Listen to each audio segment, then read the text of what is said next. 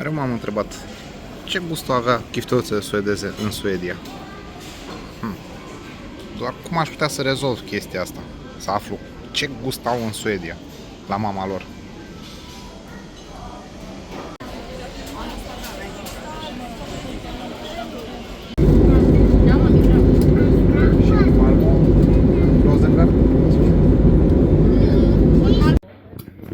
Asta e selecția mea de chifteluțe la mic dejun, cu gem de afine, omletă, chestii și priveliștea asta la stradă, foarte frumos, micul ăsta dejun. Bună dimineața, prieteni dragi! Sunt Johansson pentru că mă aflu în Suedia. Știi, ești Alexandersson. Așa. Și stai să... Ne aflăm în Malmö și mai exact ne aflăm acum în centrul Lilla Torg. Este această piață din centrul istoric din orașul Malmö.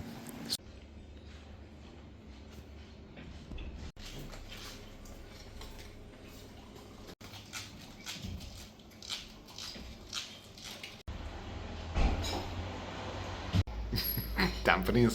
Te-am prins!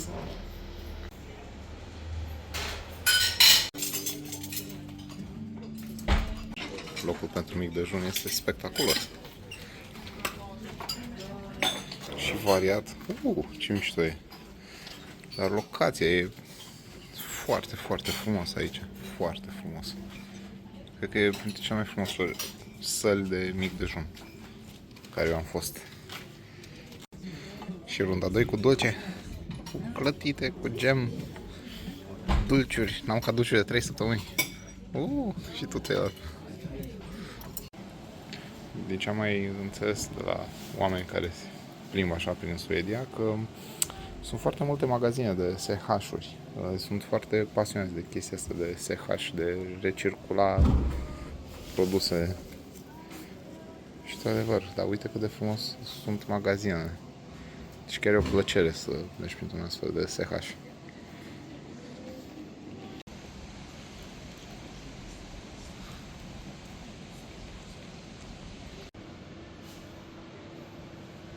Deci așa arată o farmacie. Wow!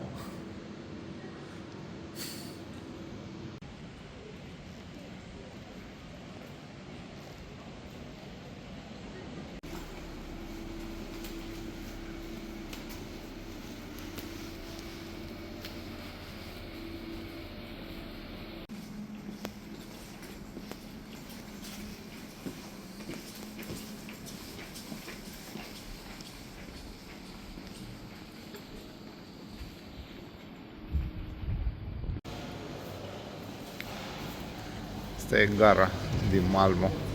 Ce frumos e!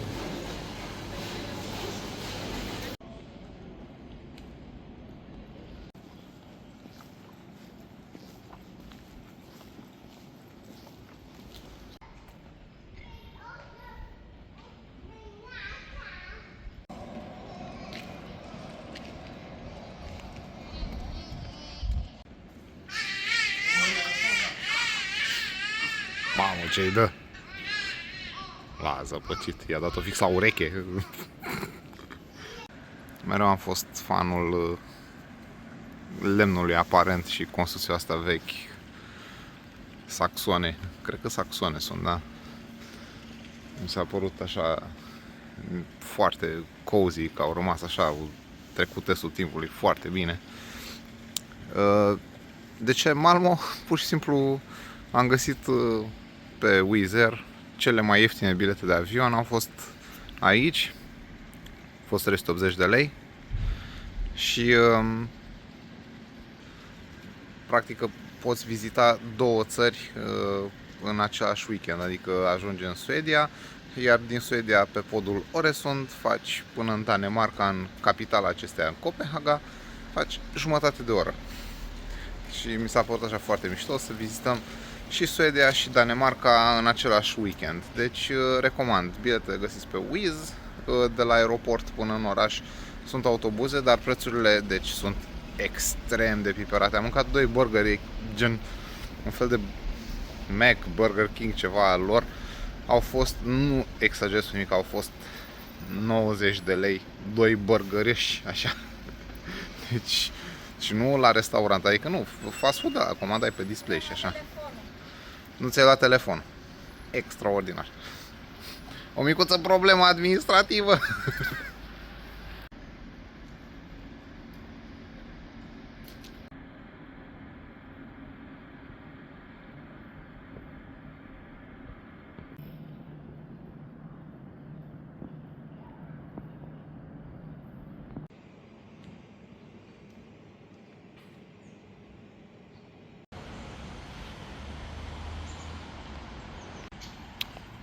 Uite. Harstartul. Deci acolo suntem în parcul Kungsparken.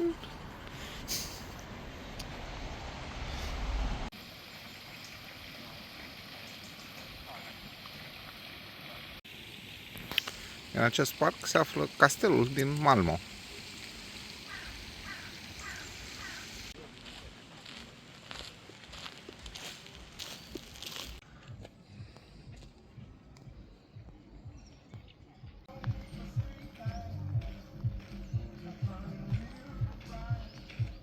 Foarte mișto, am văzut restaurantul ăla, l-am văzut și pe alte vloguri.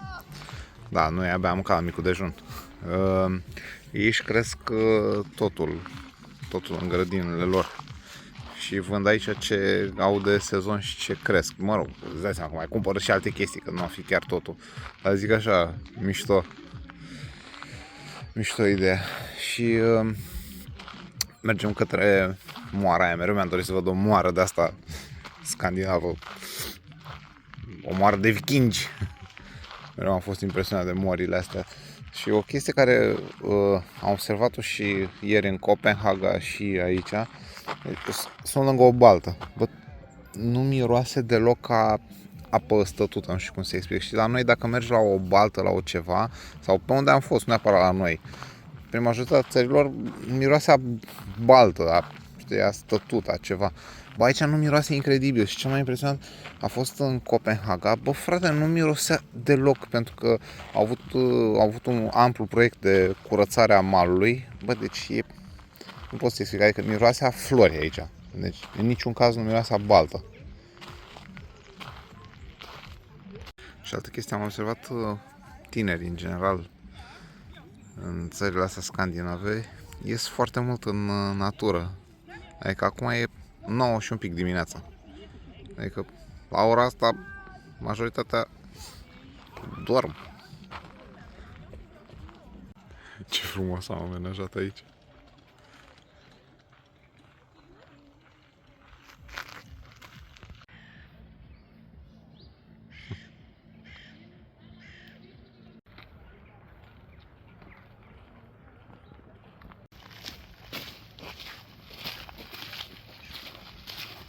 Da. Și plantele de aici, știi, că am văzut noi atunci pe video ăla, că gen sunt puse în așa fel încât se ajută una pe alta de dăunători, știi? Și practic, da, e un ecosistem cu pesticid natural, știi? Pune mâna pe frunza asta, eu mă zici că pui mâna pe blăniță. Da, ce catifălate.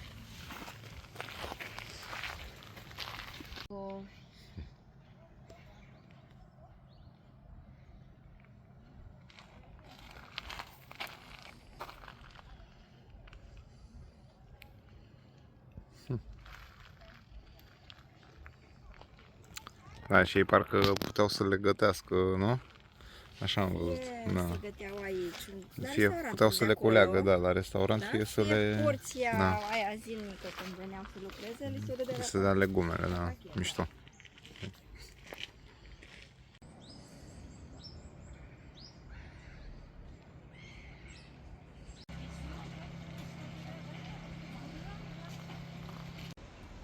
Așa, și ăsta este castelul din Malmö.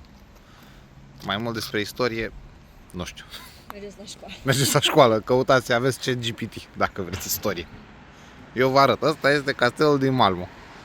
Și atât. Ne apropiem către Twisted Torso.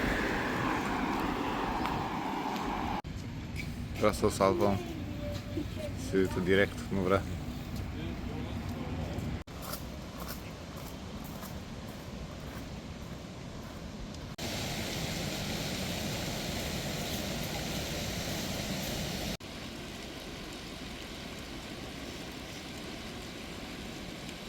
Și podul Oresund, ce face legătura dintre Suedia și Danemarca, din Malmö până în Danemarca. Adică, efectiv, uite, aia e Copenhaga.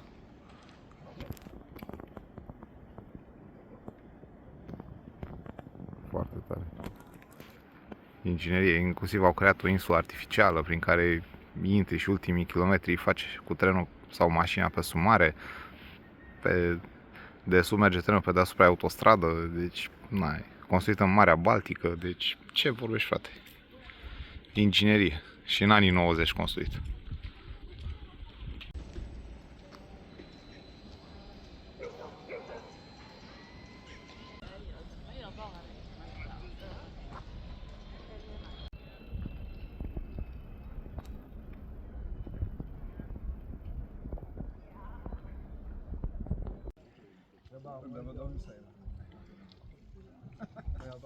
Bătălia clasică de Adidas cu vedere către Danemarca.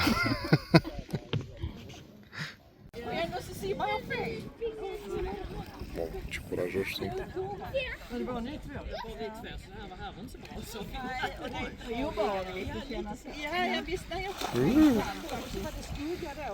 Repet, e Marea Baltică. E friguț.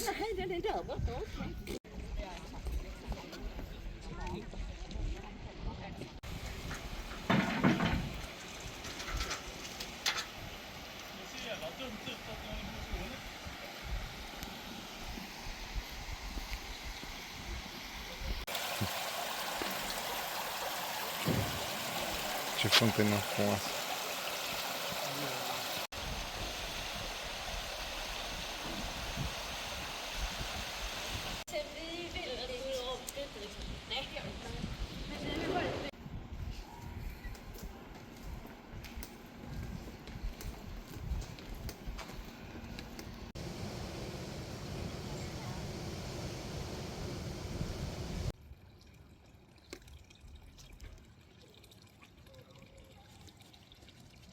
Ce frumos, ce frumos.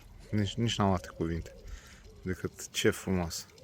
Și am mai observat o chestie și în Suedia și în Danemarca. Ei nu prea au perdele așa, știi, cam au, adică uite, casa asta e full, vezi prin ea forță. N-au așa chestia asta de intimitate, nu știu, sau e relativă, nu știu, dezvolți, habar n-am. Poți să vezi lejer la fiecare în casă, îți dai seama că nu o să stau acum să filmez, că mi-e rușine, dar efectiv vezi în casele oamenilor, când treci pe la parter. Mai devreme mâncau niște oameni, se uitau la tine, n-aveau nicio treabă.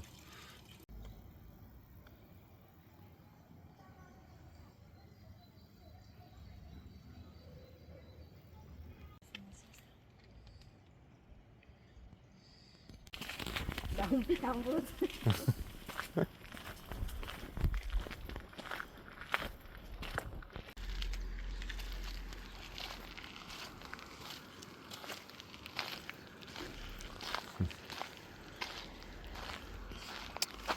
Deci European Village se cheamă aici, dacă vreți să veniți să vedeți locul ăsta superb. Cred că e cel mai frumos complex rezidențial pe care l-am văzut vreodată. European Village. Sau urmați cea mai înaltă clădire din Malmö. Fac o filmare cinematică, dramatică, să ne ajung în baltă de dramatic.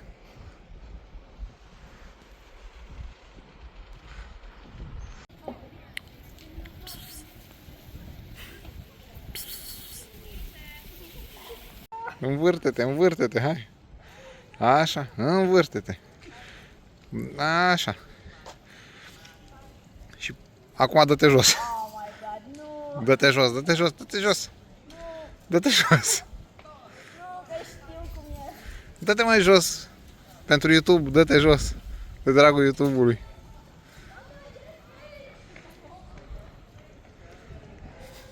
Nu e ușor să fii copil, nu? Nu.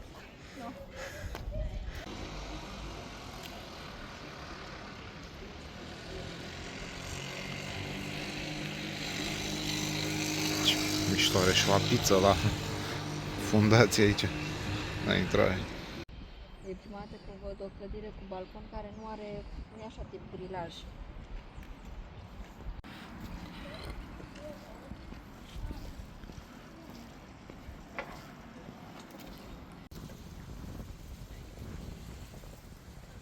Ce frumos locuiesc oamenii ăștia. Și asta e, așa sunt toate clădirile aici. Ce frumos locuiesc. Incredibil. Și asta face parte din tot stilul ăsta de viață scandinav, știi? Adică trebuie să fie un lucru frumos la care să te întorci acasă. Că aici, cum am prins noi zilele astea, e o raritate, cum zicea ghidul de ieri din Copenhaga. Nu, așa zile nu prea prinzi cu soare. Și îți dai seama, dacă procentajul de zile nașpa e de 80% dintr-un an de zile, 200 și ceva de zile trebuie să ți le faci plăcute. Și cum ți le faci plăcute? Cu Ikea. Cu Ikea, da.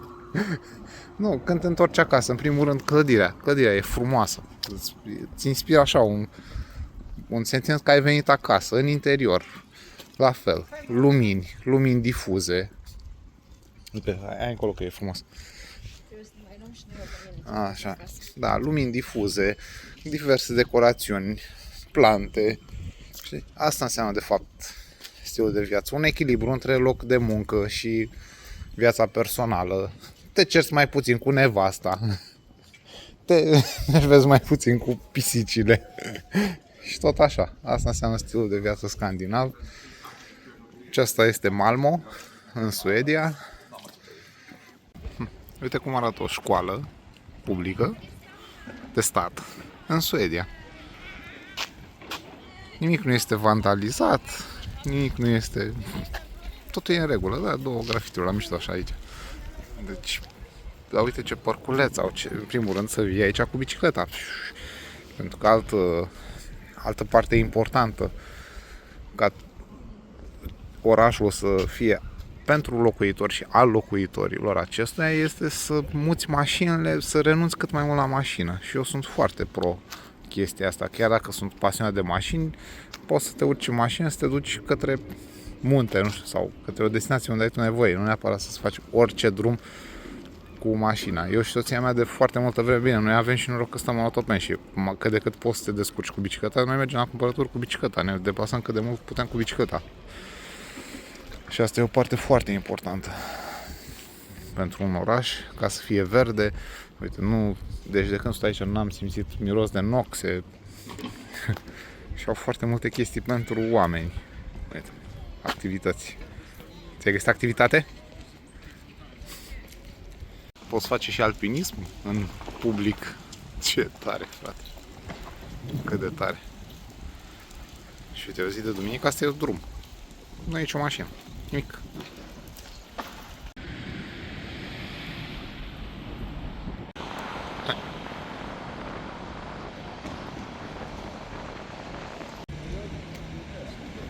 Da, și să văd zăbrelele astea așa.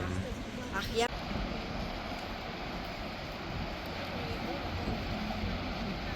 Uite și aici e barcă. Ai văzut?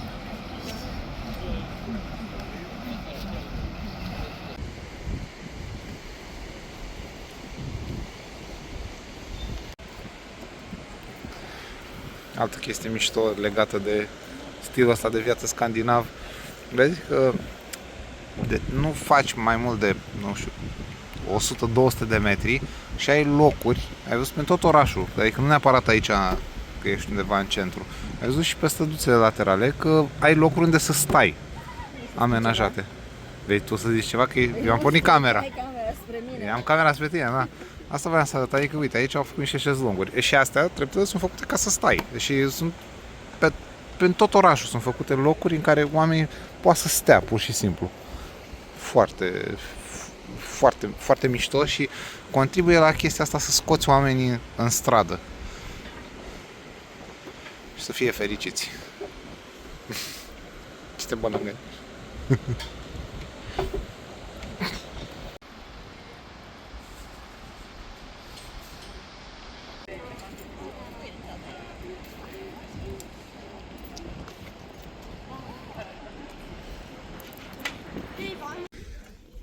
și ce zic, călătoriți. În data viitoare nu uitați să vă abonați. Este complet gratuit, dar pe mine mă ajută foarte mult.